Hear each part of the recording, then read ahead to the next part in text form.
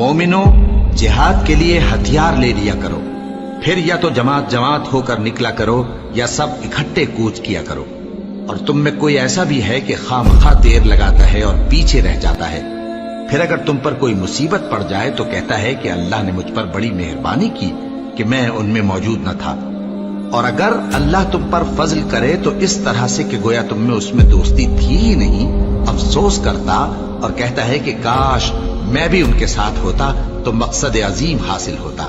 अब जो लोग आखिरत को खरीदते और उसके बदले दुनिया की जिंदगी को बेचना चाहते हैं, उनको चाहिए कि अल्लाह की राह में जंग करें, और जो शख्स अल्लाह की राह में जंग करे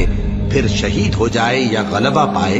हम अनकरीब उसको बड़ा सवाब देंगे। और तुमको क्या हुआ है कि अल्लाह की राह में और उन बेबस मर्दों और औरतों और बच्चों की खातिर नहीं लड़ते जो दुआएं किया करते हैं कि ऐ परवरदिगार, हमको इस शहर से जिसके रहने वाले जालिम हैं निकाल कर कहीं और ले जा, और अपनी तरफ से किसी को हमारा हामी बना और अपनी ही तरफ से किसी को हमारा मददगार मुकर्रर फरमा। जो मोमिन हैं वो तो अल्लाह की राह में लड़ते हैं, और जो काफिर हैं वो शैतान की राह में लड़ते हैं। सो तुम शैतान के मददगारों से लड़ो और डरो मत, क्योंकि शैतान का दाव कमजोर होता है।